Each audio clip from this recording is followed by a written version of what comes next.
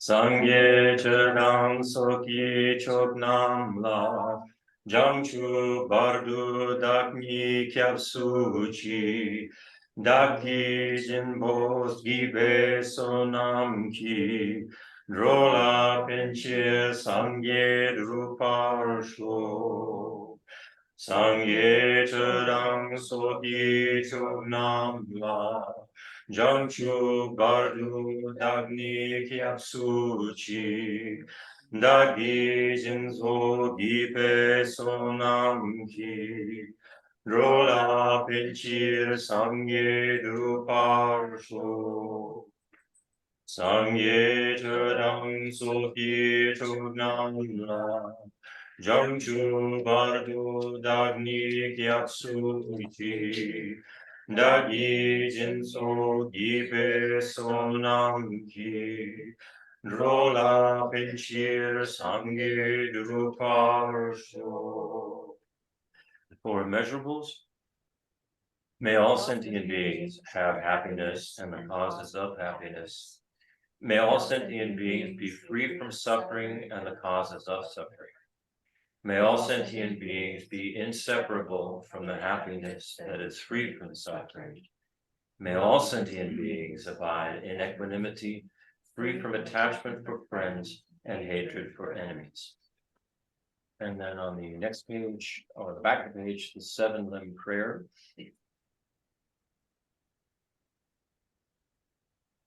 Reverently, I prostrate with my body, speech, and mind, and present clouds of every type of offering, actual and mentally transformed.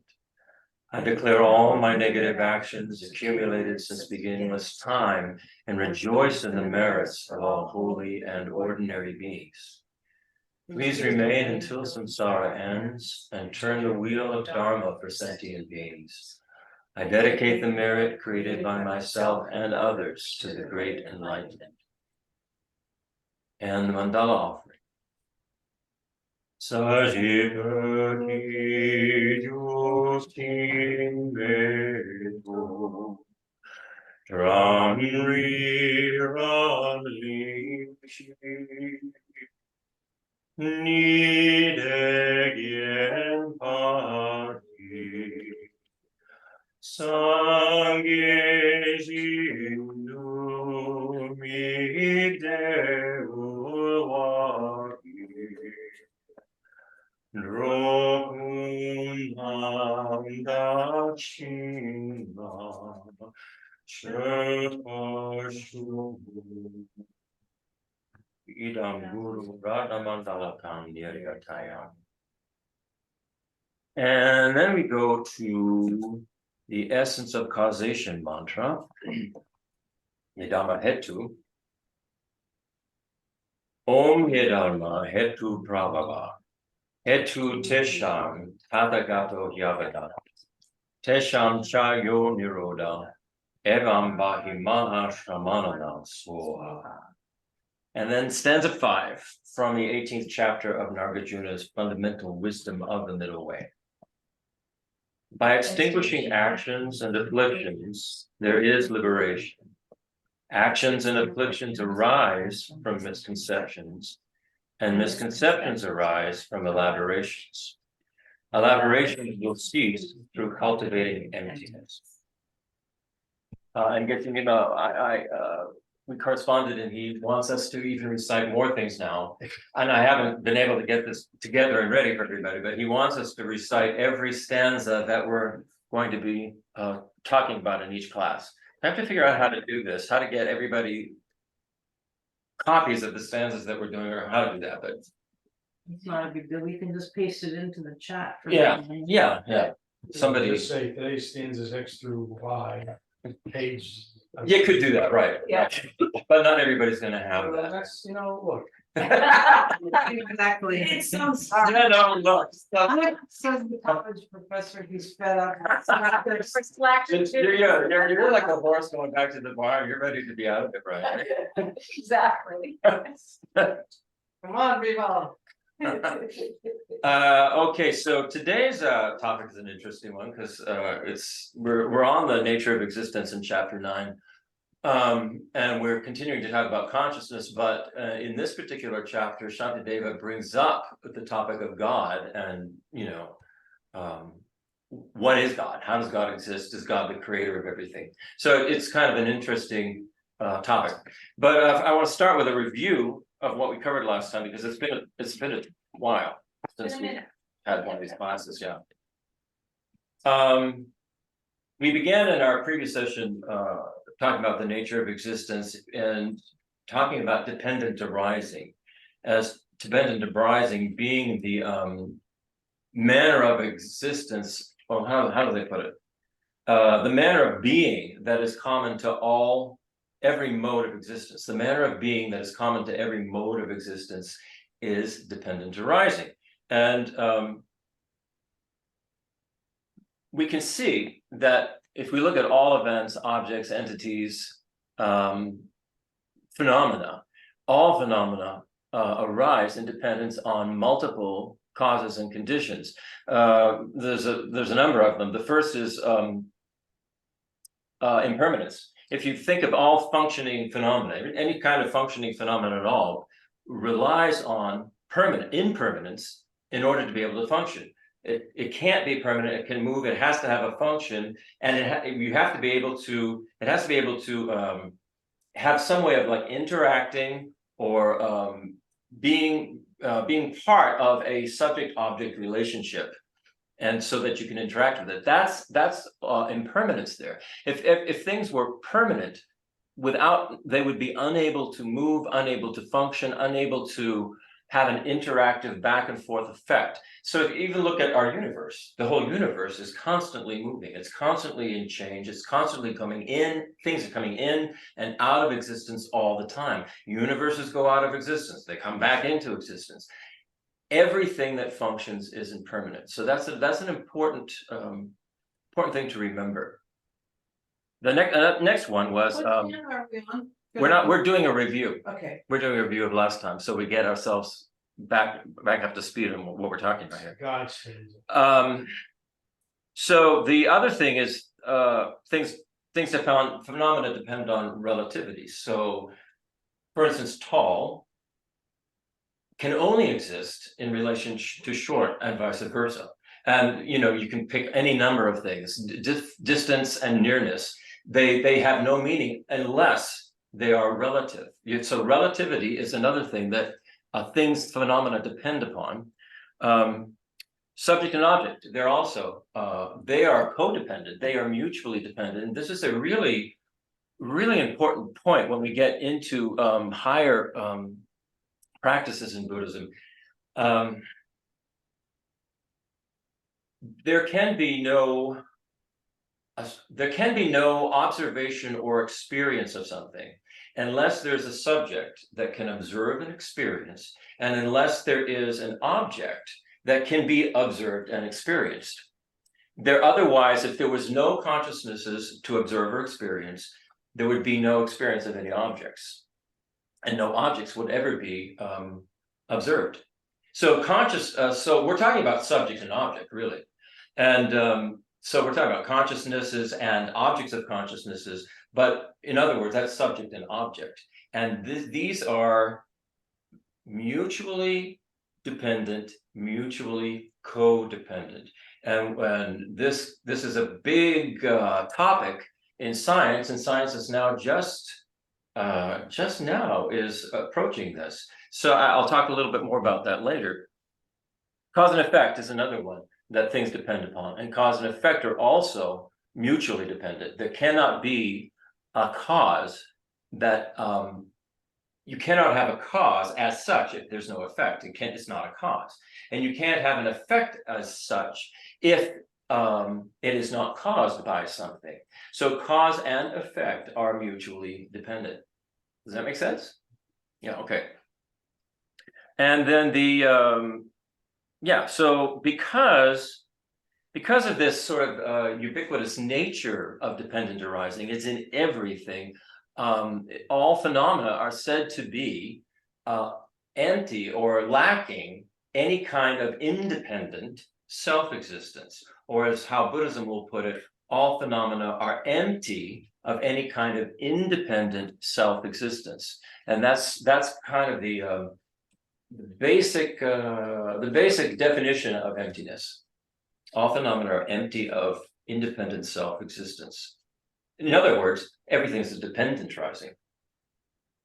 We also discussed last time the importance of reasoning and logic in removing suffering.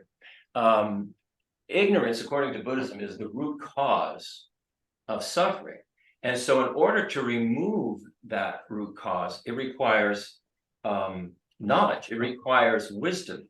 The only way to remove ignorance, which is the cause of all of our problems, we misunderstand the nature of reality, the nature of phenomena, the nature of ourself, and therefore we get into all kinds of problems. The only way to remove that is through logic, reasoning, wisdom. It doesn't rule out, that's only part of what we need to be doing. We also need compassion and love, but we'll never remove all of our suffering and be able to help others remove their suffering unless we can develop our minds on this wisdom way. Buddhist debate, we talked about Buddhist debate, it's central to this process. Debating back and forth with one another, the way the monks do it in the monastery is how they are able to understand the nature of existence by understanding how ordinary phenomena exist. And there are, the debating process is threefold.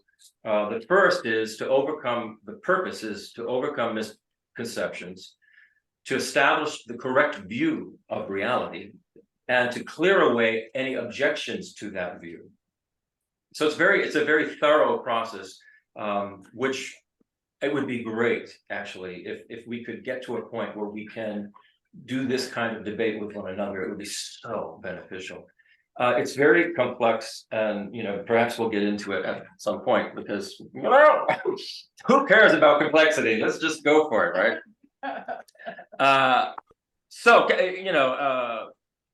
If we can do this, we'll be able to let go of what is not helpful and arrive at an understanding of reality that is undeniable. And that's why logic and debate and reasoning is so essential to the Buddhist path. You need to root out any of the objections or any of the refutations or any of the misconceptions. So the debate is very important. And Shantideva, throughout this whole Bodhicharyavatara, throughout the whole text, he uses the process of debate in the way he presents his stanzas. He will very often have another group raising an objection, and then he'll give an answer to that objection, and then there'll be this back and forth thing. It's the same. He uses the same debate process when he's starting to talk about the nature of God that's coming up. Okay.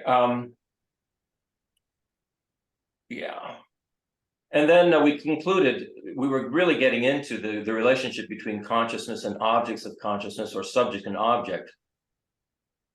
And it's important to remember that when we're talking about conscious awareness, we're not just talking about our mind, our mental activities. We're talking about eye awareness, ear awareness, nose awareness, tongue awareness, body awareness. In Buddhism, there are 6 conscious awarenesses. And so all of these conscious awarenesses have objects of consciousness. And if there is, for instance, an eye consciousness, the object of eye consciousness is shape and form and color. Mm-hmm. The mental consciousness is the one that says what that shape and form and color is, not the eye consciousness. And same with the ear consciousness. Its object of observation is frequency, sound frequency, and it decodes it. And then the mental consciousness lets us know, tells ourselves what that particular sound is. Now, if there is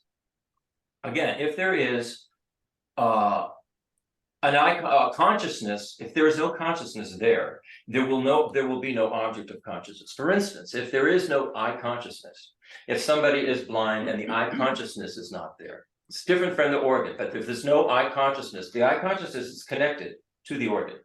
If the organ is not functioning and the eye consciousness is not functioning, there will be no form, color, or shape for anybody to see. The object will be not there. if an object doesn't arise, if an object isn't there, if there's nothing for us to be conscious of, then we will not be conscious. We will be unconscious. We will not be aware of anything. Again, consciousness and objects of consciousness, subject and object, are mutually dependent, mutually codependent. This is a really, really important point. Okay. So now we will, well, the reason is because without consciousness and the object of consciousness, without subject and object, there would be no way to actually confirm the existence of one or the other. It's through a subjective consciousness and observing an object of consciousness, which could also be another consciousness. We can observe another person. It is through that process that we are able to confirm the existence of each other. Through the process of, if there was no consciousness at all, no consciousnesses at all whatsoever in the universe, would there be objects to observe? Right. If there were no consciousnesses at all, would there really be anything there? And if there is nothing there, if there was nothing at all, could there be consciousness of anything? Right. This is why it's really important to think about this. Western science, up until now, has been thinking that all of the universe is an objective reality that does not depend upon consciousness. But it's starting to shift because of neuroscience. So now we are going to go in, we'll pick up where we took off. If you're not in the forest, but there's a bear in the forest. Well, is the Right. bear really in the forest though? I'm saying, if there is no consciousness whatsoever, I'm not talking about just you or me, I'm talking about consciousness in general. We're talking about in the universe. If consciousness did not exist at all, if consciousnesses did not exist at all, what is there to experience? That's the thing to really start thinking about, rather than just say, well, just all about me, but there could be a bear in the woods, of course. But even for you or me. This goes back to this thing about the eyeglasses. You know, you put them behind your back, so therefore they don't exist anymore. Right. What the thing is, this is about the eye consciousness, I think, is what Drakpa was saying. The eye consciousness. The eye you don't. consciousness, it's not there anymore. So, I mean, think about all of the things in the world that because we're not aware of them, they don't exist for us. We're aware of what's, on TV, on the internet, in the news, and what's around us, what's right around us and what we're used to, where we travel, the things we do. But there are many, many, many things going on in the world right now that we have no awareness of at all. Therefore, we don't. It's almost like out of sight, out of mind. We don't, it's for us, it's not there. There are so many things in the universe that we're not aware of. I mean, I get what you're saying, but we have this kind of consciousness or cognition called inferential cognition, in the way the Buddhists put it. So, and it's sort of where there's smoke, there's fire. Inferential cognition depends on consciousness, a mental consciousness. I'm saying if there's no consciousness whatsoever, how could there be inferential cognition? Well, I mean, you're talking the experience of the individual. Right. The fact is, there is consciousness. Yeah. That's what we're saying. The consciousness and I'm just not really sure what the point is. How does this? How is this liberative? Well, that comes at the point of enlightenment, and you think I can tell you that? But they say it is this, at the point of enlightenment, subject and object are seen as the same thing. That's the final thing. That there is no separation, there There is is- no subject and object, Right. they are one. Right. Yeah. So this is important to start thinking about, that they are mutually codependent. I guess I don't really get what there's, even now, because Listen, how can we you get can this? tell me that Brian and Tracy's car isn't there for my eye consciousness right now, but Mhm. it's sitting out there and parked. Right. Right. I know, if you get into neuroscience, they go in the same direction Geshe Drakpa, There's a car out there. I know. Right. I don't know, okay. Okay, stanza 113. If without a son, a man, this is the same topic. If without a son, a man cannot be a father, whence indeed will such a son arise? There is no father in the absence of a son. Just so, like in the same way, the mind and object have no true existence. And by true existence, what is meant here is independent self-existence. So, as we've been saying, conscious awarenesses and objects of conscious awarenesses are established in mutual dependence on one another. In this way, it's clear that they have no truly independent self-existence. Like we said before, long is established independence on short. So the far mountain is established independence on the near mountain. And this is the same with subject and object. Consciousnesses are only established as such in dependence upon having objects to be conscious of. And objects of consciousnesses are only established as such, independent upon consciousnesses being aware of them. What verse are you on? 113. 113. Therefore, consciousness and objects of consciousness are mutually dependent phenomena and have no true independent self-existence at all. Because of this, Buddhism asserts that consciousness is an essential element of existence. Without any forms of existent consciousnesses, there could be no experience of objective existence whatsoever. Just let that sit a little bit. Without any form of existent consciousnesses, there could be no experience of objective existence whatsoever. And if objective existence cannot be experienced by anything at all, can it be said to really exist? Right. It's a very interesting philosophical topic. Right. Proponents of substantialism, who basically proponents of substantialists say that all phenomena have an underlying substantial existence. There's some substance there. Whether something's watching or observing it. Right, there's something there. Yeah.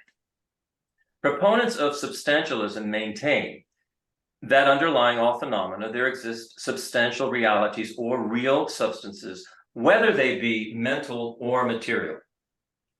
In the following stanza, the substantialists object to Shantideva's position that phenomena have no independent existence. And this is stanza 114. And here's the substantialist objection. The plant arises from the seed, and through it is the seed deduced. Wait a minute, yeah. It's just the same with consciousness arising from its object. How can it fail to show the thing's existence? So the substantialist is arguing that because a truly existent plant arises from a seed, it is a perfect indication that the seed also truly exists. Similarly, because a truly existent consciousness arises from an object of consciousness, isn't that the perfect indication that proves the true existence of the object? This is a major argument of those who assert the substantial reality of all phenomena.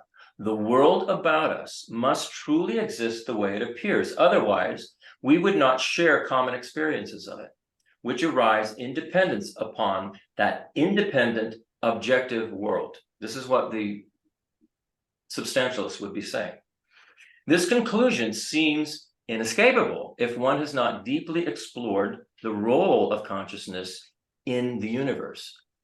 Until now, Western science has largely made an assumption that the cosmos has an objective existence that is independent of consciousness. So when I wrote that particular thing until now, I thought, you know what? I'm going to look this up and see what's going on. And lo and behold, I found this.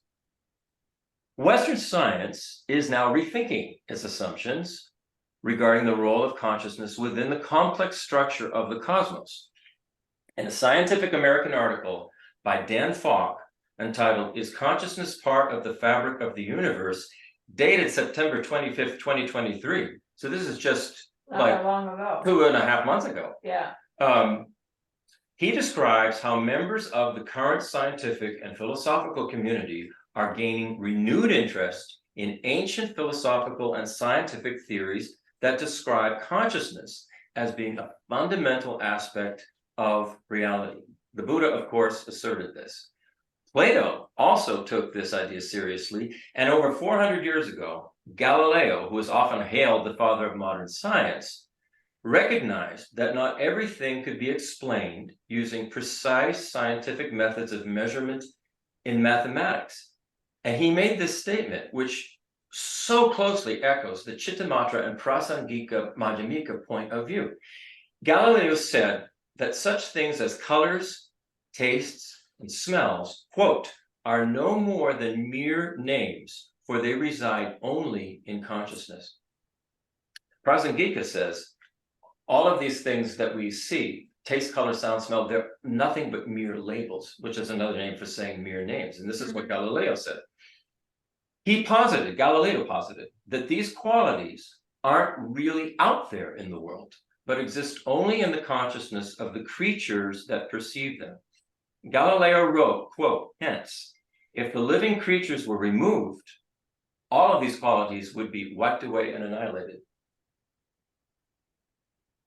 So that's pretty interesting. So in September, Was Galileo one of the ones that was burnt at the stake? I don't know, but No, he recanted. Yeah, so good. There were other ones that Yeah. were. yeah, that's in our book, by the way. Is it? Yes. Hello, I Why replied. did we- I mean, that's essentially what he said, he Yeah. recanted because it said, people will figure this out anyway, Yeah. Doesn't matter. I mean, it's not worth going through that. Yeah. Even though it may be short, but hello. Not Um, that Yeah, Much so, better. okay, so in September, so this meeting actually occurred in September of 2023. So there was a group of roughly 24 scholars, scientists, philosophers, who gathered to debate the quote, hard problem of how and why humans and other organisms have subjective experiences. A 2-day workshop was held at Marist College in Poughkeepsie, New York. Beautiful, beautiful place. In which they explored the possibility that consciousness is an essential component of the universe and a fundamental aspect of reality. Part of the appeal of this idea to the scientists is that to say that part of the appeal that consciousness has been always part of the fabric of the universe is that scientists no longer have to worry about the question of how is consciousness formed from matter? How is consciousness formed from the brain? So this goes back now to what Buddhism is positing, that there are these two aspects which are the fundamental aspects of the universe, consciousness and objects of consciousness. I'll just continue with this before I go on with the Buddhist bit. Australian philosopher and cognitive scientist David Chalmers has even suggested that individual particles might be somehow aware. He said in a TED talk that a photon, quote, might have some element of raw, subjective feeling, some primitive precursor to consciousness. The American neuroscientist Christoph Koch also is on board with this idea. He says that if one accepts consciousness as a real phenomenon that is not dependent on any particular material, then, quote, it is a simple step to conclude that the entire cosmos is suffused with sentience.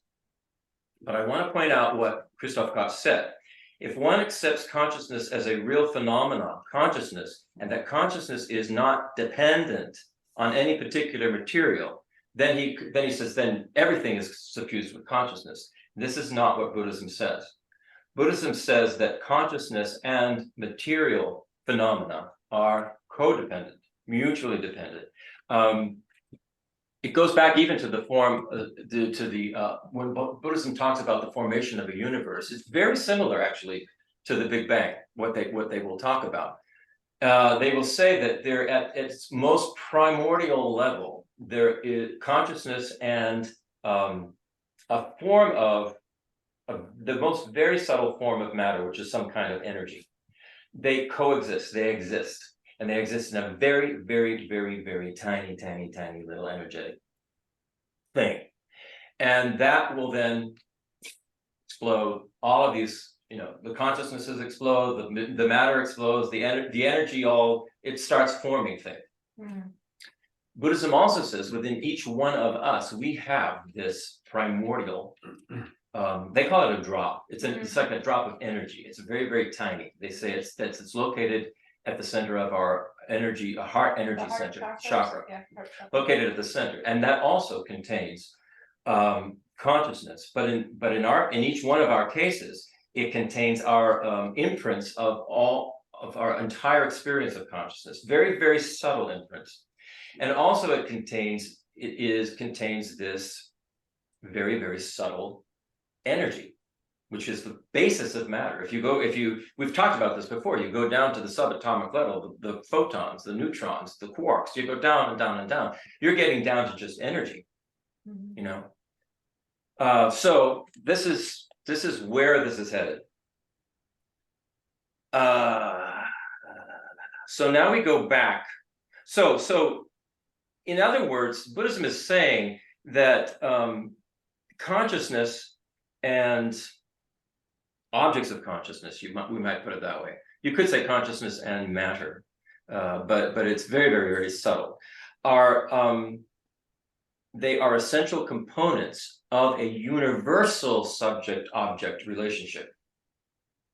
The universe is a subject-object relational entity. What's being said. That's Malia's student. Okay. Massimo's up there. So now we're on stanza 115. And Shantideva is responding to the substantialist. He says, a consciousness that's different from the plant itself is the thing that deduces the existence of the seed. But what will show that the consciousness exists whereby the object is itself established? So Shantideva is saying that it is our conscious mind which is different from the plant, that deduces or infers that the plant did not come into existence independently, but was preceded by the existence of a seed. And the way the consciousness does this is by examining the cause and effect relationship between seeds and plants, which is indicative of the dependent arising nature of everything that we talked about at the beginning. That principle that all things depend upon other things. However, if a cause and effect relationship has not been previously examined and determined by the conscious mind, then it could appear as if the plant did not have a cause, but came into existence merely from its own nature. So what it's saying here is that we can be mistaken. If we don't actually see the cause of something, we may think that it is self-existent. We won't understand that it came from causes. So, given that, what is it that can prove or disprove the real existence of the consciousness, the very thing that is the means by which the existence of the causal relationship between the plant and seed was determined? Ultimately, the independent existence of a consciousness, which is subjective in nature and therefore dependently arises, cannot be established by that consciousness itself. And it can't be established by another consciousness because consciousnesses are by nature subjective. And so the only way that consciousnesses and objects of consciousnesses can be established and verified is through one another, through this subject-object relationship. And somehow, I believe, Kavita, this is where it's getting to the moment of enlightenment. There's something in that, there's some kernel in that thought that opens up the whole thing, that we're no longer trapped in this samsaric, delusional kind of existence where we think everything is independently existent and we suffer because of it. So there's some key major key in this subject-object relationship, which is why I'm harping on it. Wait. So you can still have a subject-object relationship and nothing is existing independently. That's right. So, but I still don't understand how that explains enlightenment. I'm saying there's some kernel in there. Yeah, I mean, I you know. think I could say, I could tell you, I could tell you. I mean, none of us are going to be able to understand that. All I'm pointing out is that this is what the teachers say. This is what Shantideva has said. That when you get to this point where you actually become enlightened, you go through all these paths that we talked about in earlier classes, all the different levels, all the the final thing, it has to do with this relationship between subject and object. But And the once we subject- can maybe no longer see the separation. Right, that they can be the are. kernel, when we no longer see the separation, but the oneness But the of those. subject-object relationship is necessary for emptiness. Yeah. So not to have that relationship would suggest that you can't have emptiness. So this is what's, Right, it could be maybe not one, but maybe this is the nature of existence. Right, Is subjective objective. Yeah. That's the nature of things. Just as a aside, maybe related to your comment just now about emptiness. They talk about this thing, this is what I was referencing, this inferential cognition. And when they talk about meditating on emptiness using these texts and all this philosophical stuff, and that somehow or another, it's as if we were sitting there going, I know I see the smoke, I know I see the She's smoke, awesome. I know I see the smoke. And we think about that, and then suddenly, boom, fire dawns on our consciousness directly, Yeah, something like that.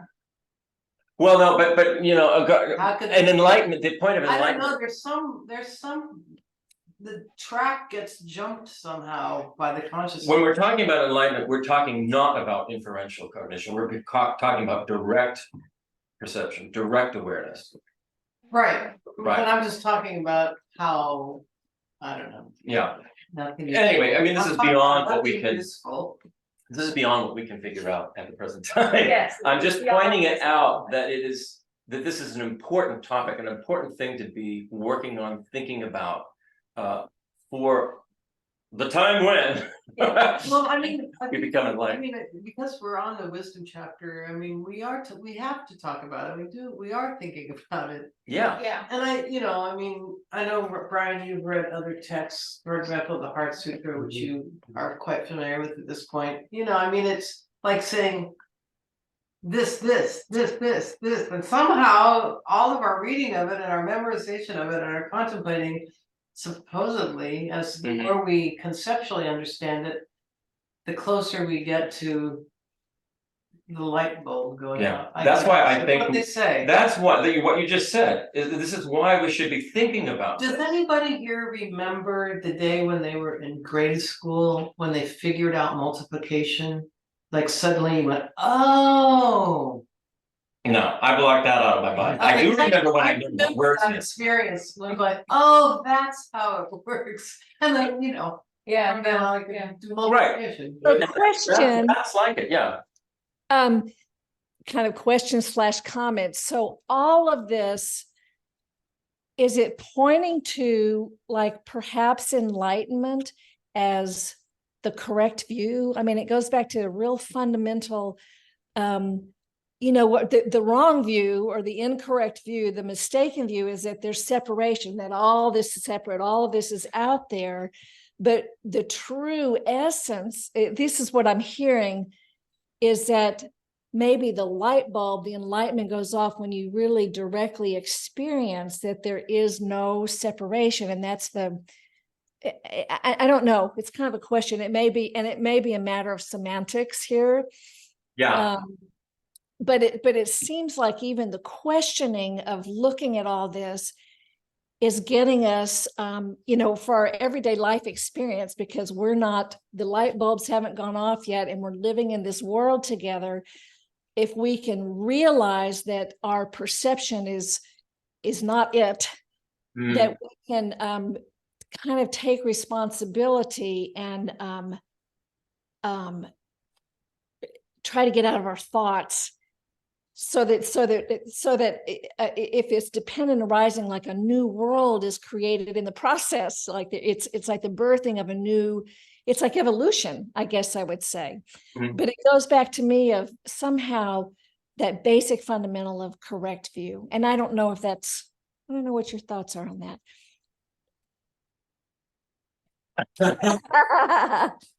Yes, the correct view would be what a Buddha has. Be the correct view of the nature of reality, the nature of existence would be the correct view.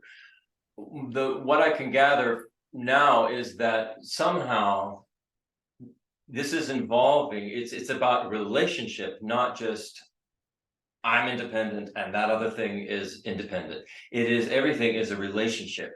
And perhaps that's the way it has to be, rather than saying just one, because one sort of implies here everything's just all the same. Right. It's just one same thing. It's a little bit different. It's a relationship, and that's the only thing that it is. It's not like I'm independent and this is independent. Everything is always in some kind of relationship. When we hold an object in our hand and we look at it with our eyes, we don't understand that there's actually a relationship going on here. You know, we think, oh, this thing exists by itself, but actually it is dependent. This cup is completely dependent on cognitive labeling of what it is and how it functions and what it's all for. The cup itself doesn't think that. The cup itself didn't make itself. So this is a relationship between consciousness and matter, and how it functions. And I guess it's the closest I can come now is to say I think it's about universal relationship rather than universal oneness. That's really important. I haven't really actually thought of it that way. That's an aha for me, that there's a oneness element, but it's just what you're saying. It's relational, Yeah, right. not just this one thing. Maybe emptiness is nothing exists independent.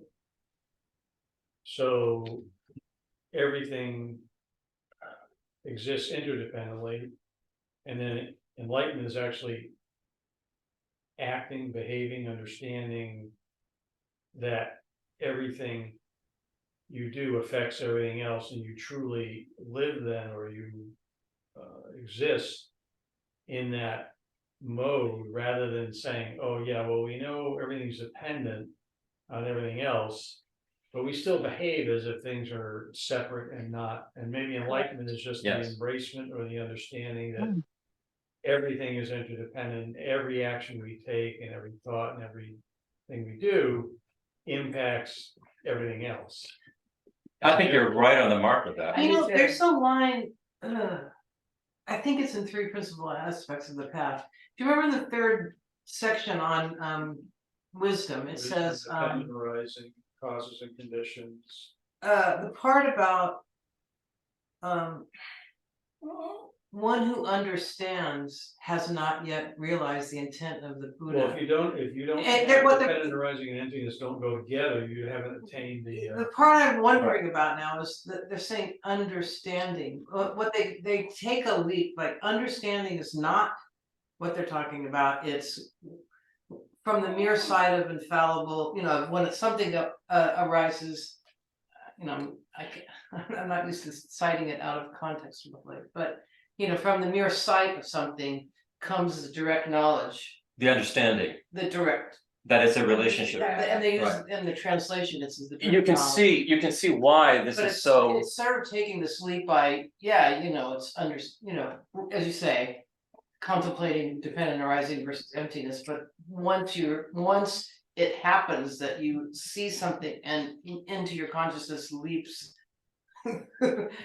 something else, I don't know. Going back to what Brian said, once we're able to do that, once we're able to actually understand that everything is interconnected, interdependent, we are part of it, well then obviously ethics becomes a natural way to be.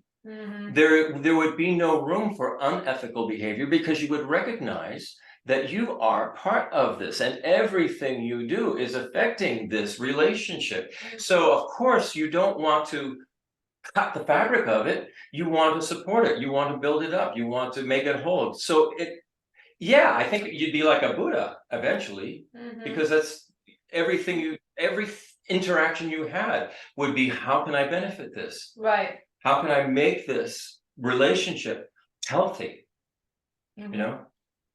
So that's that's something to think about, and we can practice that.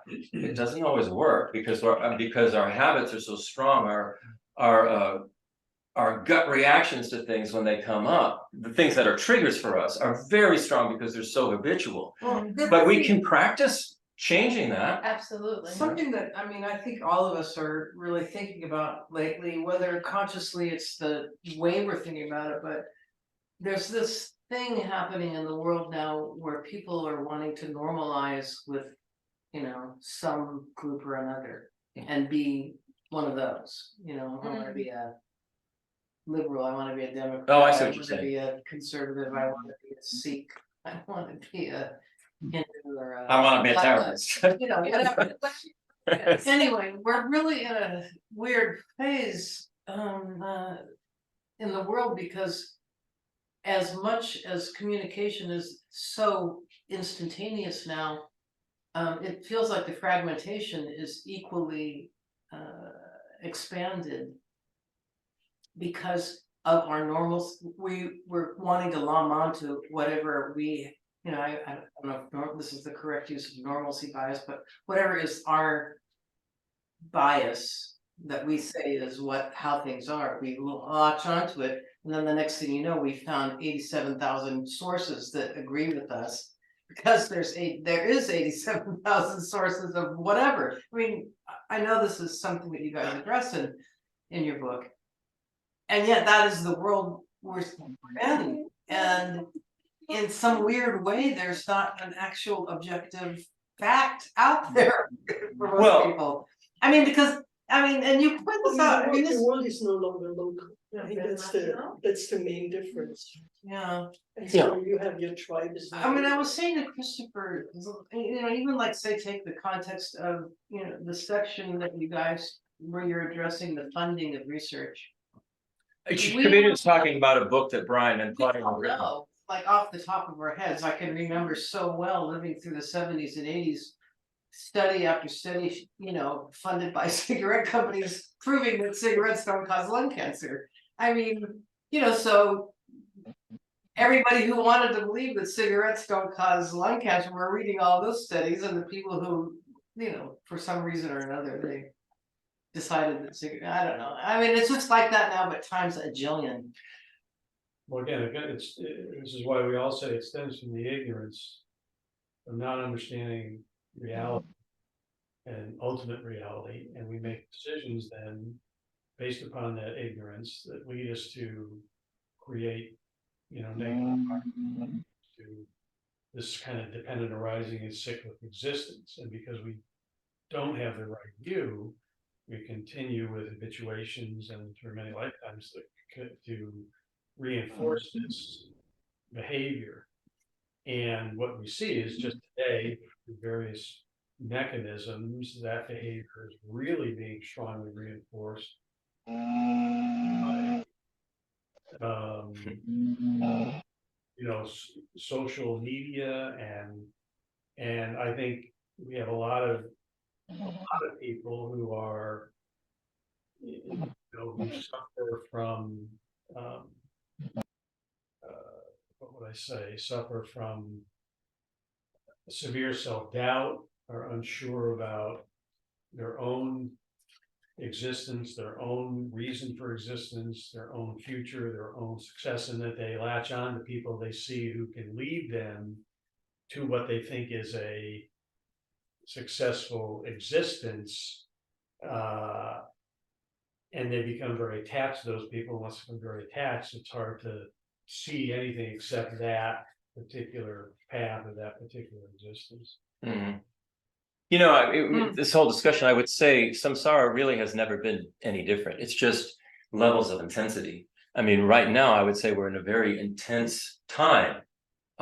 However, that's not all bad, because it is through this explosion of communication on the planet that I am now seeing that science and philosophy can work hand in hand here.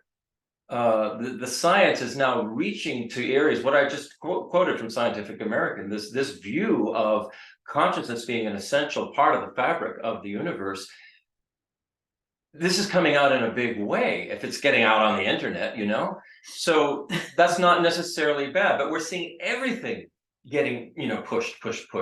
But I would not say that history has ever really been different in terms of the kind of thing you described, Brian, where somebody joins a group because they feel, you know, they feel some kind of lack and they follow this leader. This has always been going on, these kinds of things throughout history. So the nature of what the samsaric experience has not changed. It's just becoming more intense. And that's not necessarily a bad thing, because it's pushing, I know it's helping me a lot to push towards the thought that to get the correct view for me, I now really feel is the most important thing I could do with my life. It's not about any other thing that, you know, I'm grasping or I've grasped at in the past, such as careers and things like that. I'm not interested in that. I'm interested in this, in getting understanding what is actually the nature of existence. And part of that has come about because of what's going on the planet right now. You can't ignore it. It's in your face all the time. You know, you can't just get into your little part of the world and go, oh, it's so comfy here. It's a little different now. And that I would suggest that it's not necessarily as bad as we all think. It might be good for spiritual practice, possibly. The problem is, Unless the world blows up. yeah, well, the problem is, and you know this, that very few people think that way. First of all. Well, Second of all, people have seen that being different, that accumulating power, accumulating wealth, accumulating things, accumulating whatever, to the benefit of me at the exclusion of others is what is defined as, you know, being a successful leader, powerful, omnipotent, whatever you want to say. And so people have this, and it's historical. I mean, this is going over centuries, these mistaken views about what true happiness is and what, you know, really want to strive for. But somehow those views kind of are also perpetuated over and over and over again. And if you have vehicles that allow those views to become perpetuated and become more integrated into being's existence, it becomes that much harder to kind of move them or move away from those things. And one thing I've always been puzzled about is if the Buddhist philosophy, and again, I'll recognize my own bias in this because I believe the philosophy is a good philosophy. So, but if the Buddhist philosophy is a logical philosophy that through extensive analysis turns out to make sense and turns out to be the correct path, you know, why can we not get more people to understand that or see that and adopt that path or adopt that logic? You know, I mean, to me, that's always been the challenge, is to how to get more people to think about the logic of Buddhist philosophy and the logic of Buddhist beliefs and how that can lead to them suffering less. I mean, if you say you want to suffer less, you know, now it takes a lot of work. Maybe that's the problem. I think that's the problem. An effort. Nobody wants to do that anymore. I mean, compared to Christianity, we're all, I mean, not to, you know, having been raised a Christian, mainly what you had to do was just believe. I was raised Catholic, so you had to believe and not commit sins, and then everything would be good. And if you did something bad, you just went there on Saturday and I cleaned that up for you. We have a, I've just said over the years with regard to our Buddhist, that we've been hosting these meetings for 20-ish years now. Is that we've seen people come and people go, and I told the monks this, once people realize what Buddhism is, they get it's like, oh, I have to change. Yeah, Well, that's samsara. I mean, and it really, it's It's sort one, of it's like one. diets work, I've been on this weight loss thing, and it's fascinating window into just the resistance to changing habits. I mean, it's been very enlightening. That's huge. It's huge. But also, I think it also takes a mindset that you want to benefit others versus yourself. Mhm. And I think That's most good. people are just not. Right, which goes back to that relationship. It seems like, I don't know, maybe I'm wrong about this. I feel like our generation, we kind of were more, I think we were receptive to the idea of wanting to benefit others. And, the whole peace, love, and I don't know, every I don't know. generation thinks there's those, have had it. that's my impression of her. At least that's the way I experienced it. It's like, we want to save the world, even if we were behaving on a personal level in a very selfish ways. We had this notion that somehow we were, I don't know. I guess, okay, let's continue. But that's, right. Um, Yeah, and I think that again, also, if you really confront, and it's wisdom is so required to truly help someone, but when you confront a situation and you're trying to be helpful and not harm, it's very dicey, and we're never quite sure if we're harming or helping. I mean, we've had this. I think the hell of a more lot- wisdom we have, the better off we'll be in terms of not harming others. We'll be able to see clearly. I mean, some what's harm is really beneficial obvious, in but I'm this. talking about these more complicated Yeah. family things where you're not sure helping is really helping, and blah, blah, blah. Right, this is why, I mean, to aim for Buddhahood would be great, because the Buddha is apparently able to see all of that very, very, very Do you clearly. remember we had that Airbnb guest, Robbie? Yeah. He actually helped me with Bodhicitta and wanting to gain more wisdom, because I could tell after several months, it's like, there is nothing I'm gonna be able to say or do that's gonna help this guy, given my current level of. But Buddhism says, and this is not unique to Buddhism, people have to want to be helped. Buddhism doesn't go out and say, hey, come to us. It's like, if you believe enough that you want to change or you want to be helped, we're here to help you, but we're not gonna go out and tell you, you should come to us. So it's, and Geshe says the same thing, Yeah. Lama Pasang, people have to want to be helped in order to. Yeah, there's nothing in Buddhism that's about, going out, knocking on door to door and getting converts. There's no aspect of that at all. But I think it's just, each individual finds for themselves when it's time to, turn in another direction. And I guess, you'd have to say that's okay. I mean, what else can we do? You can't force anybody to have the correct view. I mean, we have to just work on having the correct view ourselves in the first place, and then I think we can probably be of more benefit on a regular basis in our daily life in our relationships with others. One thing that I really appreciate about Buddha, and I know you do too, is this don't take my word for it business, because when you even say the term correct view, to somebody who doesn't understand Buddhism, they would hear that as potentially a fundamentalist. Sure. But when you actually, what we're being challenged to do is work and work and work until we begin to understand the ultimate nature of reality. Right. Which, not just reality according to our doctrine, but reality beyond every doctrine. Mhm.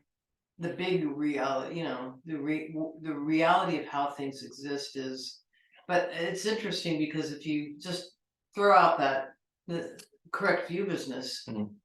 I can easily see somebody going, oh, sounds kind of fundamentalist. Well, this next dialogue between Shantideva and atheists. The ancient Charvaka school of Indian materialism. India's great. India had everything, back, how many, 1,000 years ago, India had it all. It's an incredible place. The ancient Charvaka school of Indian materialism is considered one of the atheist schools in the Hindu tradition. The Charvakas held that direct perception, sensory experience, and inference based on direct perception were the proper sources of knowledge. They embraced skepticism and rejected ritualism. All sounds good. The Charvakas claimed that such things as the rising of the sun, the flowing of water downhill, the roundness of peas, the sharpness of thorns, the colors on the tail feathers of a peacock, and the smoothness of the stem of the lotus flower were not produced from various causes, but simply arose from their own nature. Taking these things as examples, they asserted that all things have no cause, but come into existence merely from their own nature. The Prasangika school, which Shantideva is a proponent of, clearly disagrees with the Charvaka view. So here's stanza 116. And Shantideva says, in everyday perception, there's a cause for everything. The different segments of the lotus flower arise from a variety of causes. Shantideva says it's a matter of everyday perception that all results are seen to be produced by causes. It's impossible to find something that is uncaused. For example, the individual parts of a lotus are produced by a variety of individual causes. In the same way, it can be inferred that the rising of the sun, the flowing of water downhill, and so forth, are also produced from a variety of different causes. And of course, now we know this, our science has gotten to the point where it understands more than what the Charvakas could understand. So, that's helpful. There is some progress happening here. But the Charvakas respond in stanza 117. But what gives rise to such a variety of causes? And Shantideva says, an even earlier variety of causes we declare. In other words, he's saying that every cause was caused by something else. It's the effect of something else. So it's just a constant cause and effect, cause and effect, cause and effect. An effect then becomes a cause. A cause turns into an effect. So it's this is what Shantideva is saying. And then the Charvakas say, well, how do causes give their fruits? So how is a distinct cause able to produce a distinct result? For instance, what's the specific cause for the sharpness of a thorn or the color of a peacock's feathers? The ability of distinct causes to produce various distinct results is due to the power of each one's preceding cause. This is all Shantideva is saying, is that whatever causes these beautiful colors in a peacock feather is due to the things that cause the cause. It just goes back and back and back and back, and you get this. Look at the world. Look at the incredible variety of species, both botanical species and animal species and human species. I mean, it's just amazing all the differences that are in the world. You just look at a leaf, the design of a leaf. Many people would say, well, it all has to be evidence of God. Or as the Charvakas would say, no, it just arises, it's in its nature. This is what it is. Shantideva, the Buddhism is saying, no, it's all causes and conditions. It's arising from causes and conditions, and it goes back and back and back, and you're not going to find a beginning to this. Therefore, can become quite beautiful and complex. But it's not as if that beautiful, complex thing just was created just now from one thing. It's a series, it's a history of causes and conditions that led to this complexity that we now all can experience. Look at how complex the internet is. Somebody just arriving on the planet would go, how did that come into being, And you can trace it back. It was not complex. Do you remember in the 80s how not complex it was? This orange type on a black screen. That's what it was. And now look at it. So Buddhism very clearly asserts the importance of cause and effect relationships in the occurrence of both physical and mental events. Consciousness is considered to be as much a component of the universe as matter or space, and cause and effect relationships are equally relevant to mental and physical events, as well as to the interactions between consciousness and matter. And now we're getting to, is God the cause of everything that exists? So Shantideva now raises the topic of God, and what he's using is the Hindu god Ishvara as an example. Ishvara is a very interesting, Ishvara is as much a concept in Hinduism as it is a being, because Ishvara has a wide range of meanings that depend on the way in which a particular school of Hinduism uses that term and in what era they used it, in what time period they were using it. So in India, during the medieval era of Shantideva's time, Ishvara could mean, among other things, God, supreme being, personal God, higher self, what they call Atman. It's like the soul. It could be that, could mean that. Ishvara could also be synonymous with Vishnu, which is the creator of the universe, or it could be one of the many pantheistic deities that existed in Hinduism. So we get to stanza 118, and Shantideva says, if Ishvara is held to be the cause of beings, you must now define for us his nature. If by this you simply mean the elements, no need to tie ourselves disputing names. So Shantideva starts the stanza out by addressing the fact that Ishvara has many, many different meanings. And so he's saying, you need to define, if we're going to talk about what Ishvara is, what God is if we're going to talk about a creator God, then you need to define who you're talking about here. He says if Ishvara's nature is defined in terms of pantheism, meaning a being who is identical to the universe and cosmos, who is inherent in all things, animate and inanimate, who is still expanding and creating, has existed since the beginning of time, and who is equivalent to the elements of nature, then Shantideva says, I would agree with that. I would agree. If that's what you're saying Ishvara is, the concept of pantheism, which is what I just read, Shantideva would agree with that. He says there's no fault in maintaining that living beings and the environment arise from the elements that make up the universe. Shantideva is saying that we don't need to get our knickers in a knot about this. It's just that we're just talking about terminology here. You know, if that's all you're saying, it is. So it's worth remembering in this discussion right now that Shantideva is not critiquing the beliefs of the three monotheistic religions of Semitic origin, which are Judaism, Christianity, and Islam.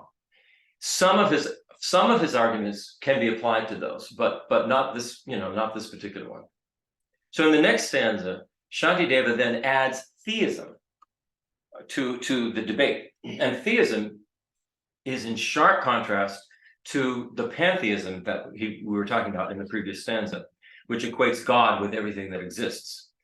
Theism asserts that God is eternal, one, and worthy of veneration, whereas the world is quite distinct from its creator. They're saying, theism says God created everything, but the world is distinct from God. God's not one with it. However, theists do acknowledge the involvement of God in the world and in human life. So in stanza 119, this is what the theists say. Yet earth and other elements are many, impermanent, inert, without divinity, trampled underfoot. They are impure, and thus they cannot be a God omnipotent. So the theists are saying that God has absolute power and immutable impermanence. And they believe that the elements of the universe are many, impermanent, lacking a conscious ability to arrange themselves, and are not divine. Elements such as earth and water are stepped upon and they're impure, thus they can't be God. So you're seeing, it's depending on what somebody believes. The theists believe that God is somehow separate from the creation. And so the creation itself is impure, and God is pure. In stanza 120, Shantideva says, The deity cannot be space, inert and unproductive.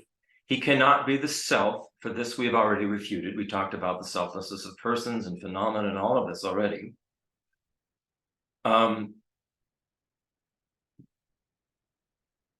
Perhaps the theist would say that God is space, but it cannot be regarded as God creator because space is incapable of moving or acting or giving help or harm.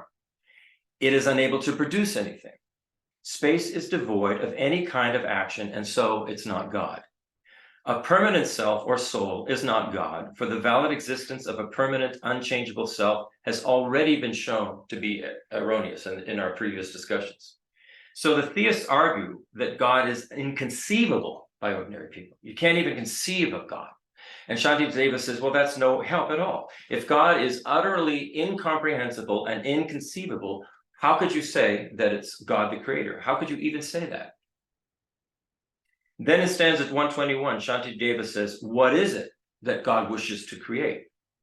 Has he made the self and all the elements? But are not the self and elements and he himself eternal? And consciousness, we know, arises from objects. This is what we were talking before. Consciousness arises based on objects of consciousness. So he's saying, what is it that God wishes to create? Does God wish to create the soul, the self, and all the elements of the universe? But if the theists say God is inconceivable and therefore beyond our understanding, how can we possibly know what God wants to create? Because God is inconceivable. So it's you have to know, Shantideva is saying, one has to know both the creator and the created, and that the causal relationship that exists between them, and discover that causal relationship. And then you could decide what God is. If God, the creator, is eternal and unchangeable, what does that say about the nature of God's creations? How can something eternal and unchangeable create something that is limited and changeable? This is just logic. So, according to Buddhism, no new continuums of consciousness are ever created.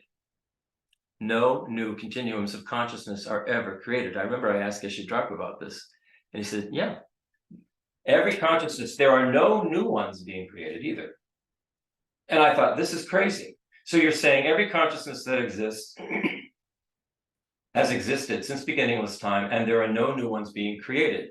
And so then I asked him, well, how many are there? And he says, it's infinite. It's infinite. So this is what blows your mind. How do you wrap your mind around that? I don't think you do. You just sort of take it on board. What we have is we have such trouble in Western society thinking of beginninglessness, the concept of beginninglessness. We think there must be a beginning. There must be a beginning. There must be a first cause. But as we've talked about already, in cause and effect relationships, an effect turns into a cause, which then turns into an effect, which turns into a cause. It's like that. So there is no first cause. Everything is beginningless. I think we only go there in religious thinking. In religious thinking, in when I was brought up Catholic as well. Mhm. And my understanding of God was that God was eternal, beginningless, endless. Mhm. But there was no equating that with the God's creation, right? That we were finite. We had a beginning, we had an end, and if we didn't obey ourselves, the end was not going to be happy, and it would be eternal. It would be eternal damnation. Right, but if you went to heaven, you were eternal. Right, and that's about as far as purgatory. Yeah, there Well, was I think purgatory. You're eternally, all of them, whether you go to hell. Well, that's right. Yeah. That's So you're just stuck there. I remember thinking that. So That's the problem, you're stuck. Yeah. So that doesn't sound like that. It just doesn't sound. I don't know. But I guess we have this notion though of we were created at a certain time, and in I general. mean, With this everything is, Yeah. Catholicism certainly there's a beginning. Yeah. Right, God was the beginning. God created the universe. But this is, this is what we're talking about here. Okay, All right. well, and once you're created, then you're part of the deal forever, either in purgatory, hell, or heaven. So, It doesn't sound too bad. a wide variety of life forms are taken on by each consciousness in diverse physical realms of existence.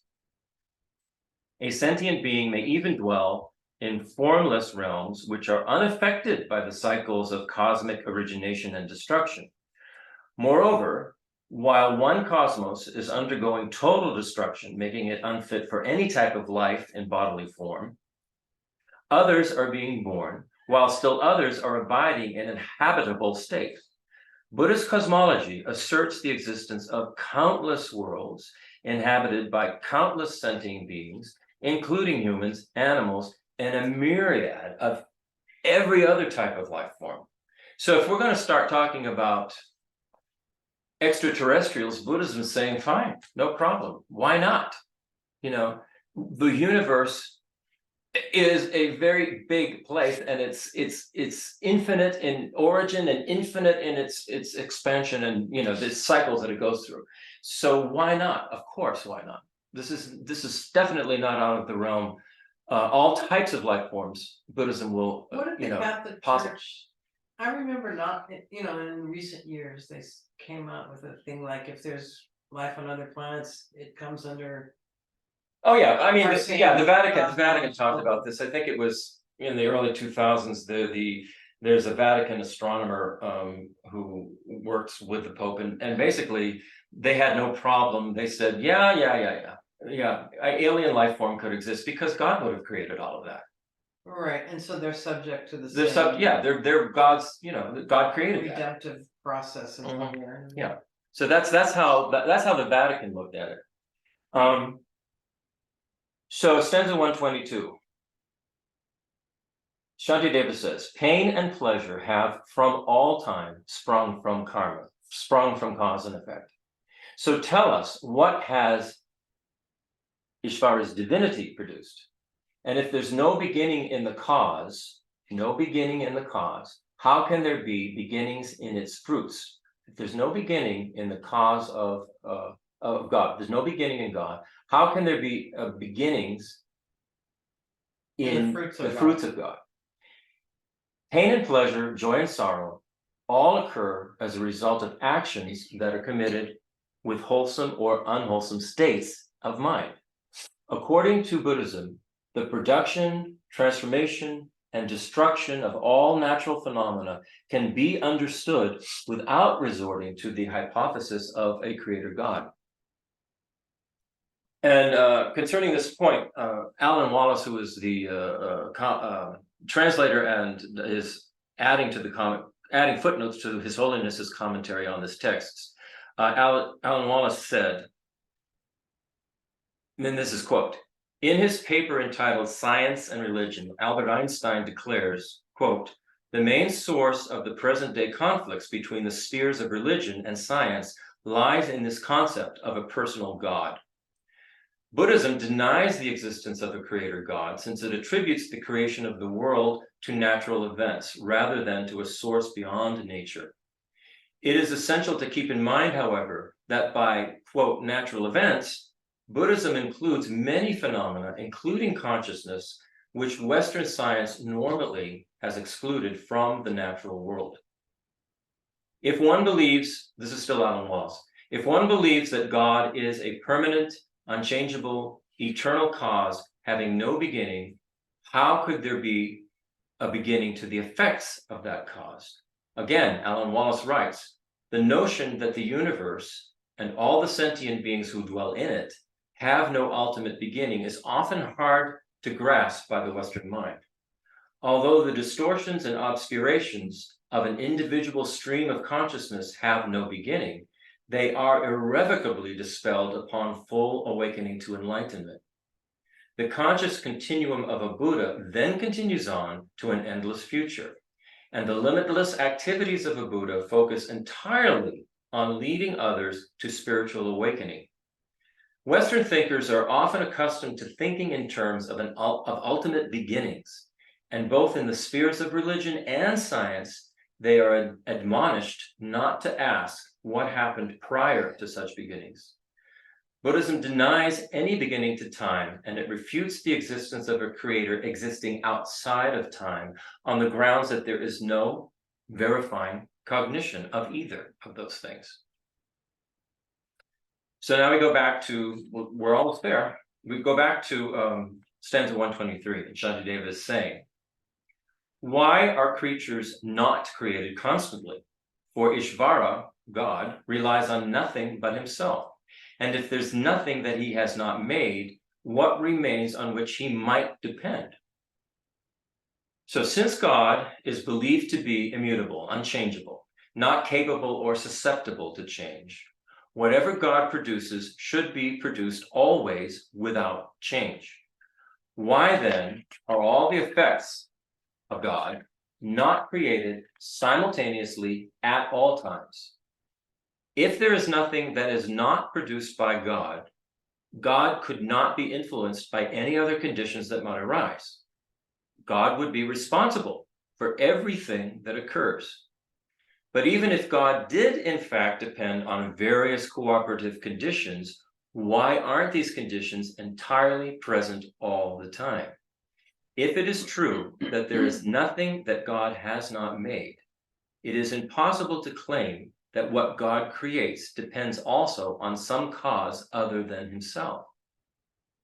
Stanza 124. Well, I mean, you could just say that God has a mean streak, and so the things that God's Well, suffering. this Shantideva goes Oh, there. okay, all right, I'll stop interrupting. Stanza 124. If Ishvara depends, that is, if God is dependent, the cause of all is but the meeting of conditions and Ishvara. When these exist, Ishvara cannot but create, and when these are absent, Ishvara is powerless to create. So what it's saying is, if God did depend on other substantial causes and circumstantial conditions in order to produce creation, then the main cause for the creation would become those other substantial causes and circumstantial conditions, and not God. In this case, how could it be said that it is God who produces all living creatures and the worlds in which they live? This would mean, in effect, that when the causes and conditions were present, God could not but bring forth the effects, and when the causes and conditions did not come together, God would be powerless to create. In this case, God would become an other-powered, non-autonomous being. And then here's the last stanza, which gets to your point, Kavita. If Almighty God, this is stanza 125, if Almighty God does not intend, but yet creates, then another thing has forced him. If he wishes to create, he's swayed by his desire. So even though creator, what of his omnipotence? So what that's saying is, God, well, it's not saying that, but here's what we would assume. God can have no wish to produce the effect of suffering, unless, like you said, God has a mean streak. But this is not the way God is thought of. So this is something, the suffering is something produced by our own actions. But it might be the way God is, whether we thought of it. Well, then we're talking about something different. We're talking about. We're talking about something different. We're talking about some powerful the being. reality of a creator God. Right. As opposed to what's taught. Yeah, we're talking about In something different general. then, right? But I don't know, maybe there's. If God is the creator of all possible effects, one would have to maintain that God is responsible for the unsought suffering of creatures. Unsought suffering. Of creatures. None of us want to suffer. Has a nice ring to it. However, I'm gonna start using that. I'm experiencing unsought suffering. however, if all effects were wished for by God, then it follows that creation depends upon the wish and desire of God. And here's again where this logic comes in. Wishes and desires are impermanent things, because desires arise prior to action and cease upon the completion of the desired action. This would seem to indicate that creation is not produced by a permanent, unchangeable God, but by impermanent wishes and desires. Therefore, the belief in an immutable, unchangeable God is unfounded. In that case, how could one say that God is the cause of everything that exists? And so we will close it with this. Because that's what that. This is, I think I wrote this. The path to freedom from suffering involves not only love and compassion, but the use of reason to form logical conclusions, inferences, and arguments based on factual knowledge or evidence. In order to stop the suffering of cyclic existence for ourselves and others, we must overcome our ignorance. Until now, we've passively accepted normal appearances and conceptions and have consequently been unwittingly drawn into contaminated actions and afflictions, which inevitably lead to suffering for ourselves and others. One of the principal weapons to be used in the battle against ignorance, which obscures the true nature of existence, is reason. So this is, we'll end this part there. Are there any comments on any of this that's been put forth? Or questions?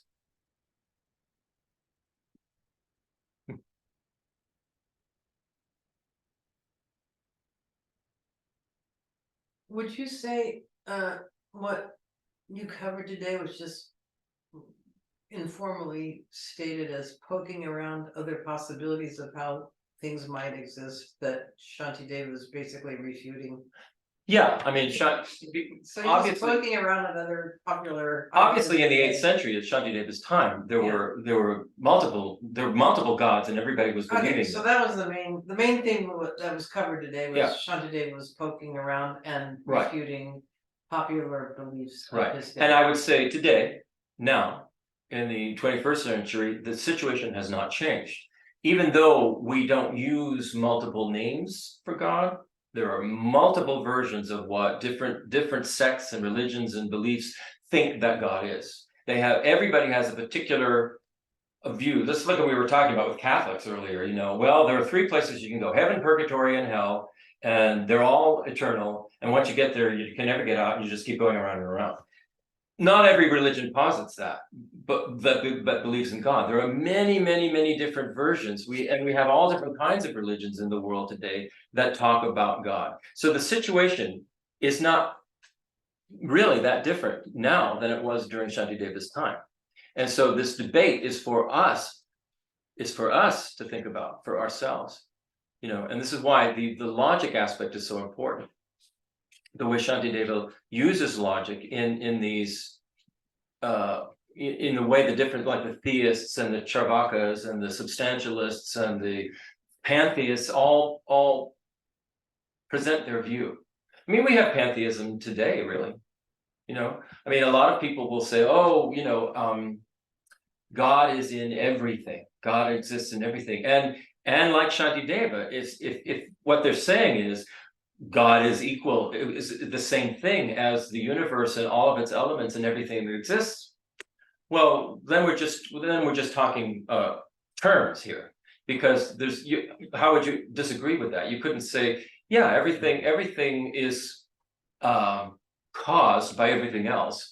And if you're saying, well, God is everything and God is part of this whole process, there's no problem with that. There's no problem with looking at it that way. Just Buddhism doesn't call it God. Right. Just calls it, the universe, how the universe functions, how the universe works, and consciousness is part of it. Would you say Buddhism would also need to call it source, or would it just be universe? I wouldn't say source, because there's no first cause. Gotcha. Yeah. Although what you did describe earlier, that Buddhism kind of describes the beginning of the universe in a way similar to the Big Bang. Yes. but Yet they believe that it's beginningless time, so. Right. I mean, somebody asked His Holiness about the Big Bang, and his response was something like, Big Bang, we don't have any problem with that, just not the first Big Bang. You know, there's something caused the Big Bang and something caused the Big Bang before that Big Bang, and it's Right, on and on and Right, on. because how does the Big Bang happen Mhm. without a cause? Right. So I think the main difference we have going on here with Buddhism and many other religions, I think the only other one is Jainism. Buddhism does not posit a first cause at all. Right. And I think Jainism is very close to Buddhism. The thing that Jainism is that makes it different than Buddhism is Jainism posits an Atman, a soul, a self, and Buddhism does not. So other than that, Jainism and Buddhism stand out to me as the two, you could call them religions, that are really quite different from the rest of the group that I'm aware of now. Right. You know? So I just was looking, just to tickle the idea, there's a new book on, it's called, by Daniel Perdue, on reasoning and debate. And, according to the reviews, it's much easier than the, we should get that and one. there's a Kindle version. Oh yeah, we should get that one. And we should practice with one another. Yeah. Or try, just in little ways, because Well, it's only gonna sharpen our minds. Yeah, and, you know, I think in a way, calling the topic debate is a little bit of a misnomer, because it's not really that much about, you know, two people exchanging verbal assertions to each other. It's going back and forth to try and get to the essence. Thinking behind, Right. well, it's more about logic. Yeah, it's about So logic. that's why I think it's a little bit of a misnomer. Okay, Anyway, anything it's else? a formulaic way of unpacking stuff.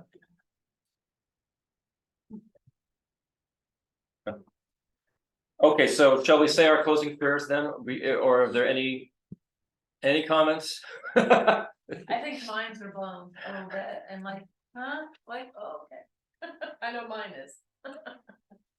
If I left us with anything, I would say, think about this idea of a relationship, of the Yeah. universe being a relationship between consciousness and objects of consciousness. I mean, we could say matter, but I would rather say energy. Right. Between consciousness and energy, and it's a relationship, not all one thing, a relationship. And even in your everyday life, as you're looking around, interacting with other things, think about that.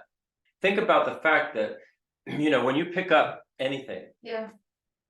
that you are the one who's giving it all the meaning that it has for you. Mm-hmm. Not this. This is Right. not supplying the meaning. Right.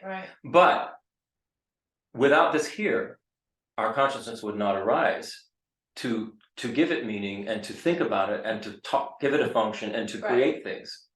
You know, so it's interesting to think about, and I think the more we think about it, the sharper I think we will become. Yeah. In how we view others and view everything else. Right. You know. Okay. Let's just do the dedication prayers on the back of the second page. Let's read them in English so that we understand what's being said. The first one is talking about this idea that may our desire to become enlightened for the benefit of all beings, like what Brian was saying, may our desire to constantly see how we are connected to everything and interdependent with everything, may that grow and grow to the point where we begin to realize, wow, what I really want to do here is benefit all of this. I want to make this better. I don't want to, you know, pull away from it. I want to see if I can help make it better. So what this stanza is saying, what this verse is saying, may that idea to benefit all sentient beings, may that grow and grow and grow. And then the second one is saying, may this view that everything is in a dependently arising relationship, which means that it's empty of any kind of independent self-existence. May that view, may that grow in our minds more and more and more. So we become more habituated and familiar with that. Both of these ideas, this interdependence and this, that things do not exist independently, self-existent. May this become more and more the way we habitually think about everything. And what we will see happen is that we will become happier. We will be wanting to help others whenever we see them. And things will be lighter and better for us and for others who we are in contact with. So let's read these two. May the precious Bodhi mind, not yet born, arise and grow. May that born have no decline, but increase forevermore. May the view of emptiness, not yet born, arise and grow. May that born have no decline, but increase forevermore. And then the final dedication, and you know what this one is saying is, if I think about how the process to which I came to Buddhism, I remember I was born curious about the nature of reality. I was a little kid, I was curious about the nature of reality. So that says to me that my previous existences, there was this habit. And so I was always looking, searching. And then Kavita and I met when we were 13, and we were the same way, searching. Finally, when we were 50, we went, it's about time we need to start looking at Buddhism, because we tried many, many different things. And what happened with Buddhism is that we got connected to a lineage of thought and of beings and teachers who have carried these ideas of the Buddha, pass it on from teacher to student to teacher to student to teacher to student, all the way down to us. And so we need to think of ourselves as part of that lineage, and that we always want to be part of that lineage. So this is what this final dedication is saying. Right. In all my lives, may I not be separated from true lamas, and so enjoy the splendor of Dharma, fully perfecting the virtues of levels and paths. May I speedily attain the state of Vajradhara. And Vajradhara is another name for a Buddha. It's not Shakyamuni Buddha, it's the primordial Buddha. It's the Buddha that we could all become. Vajradhara. Okay.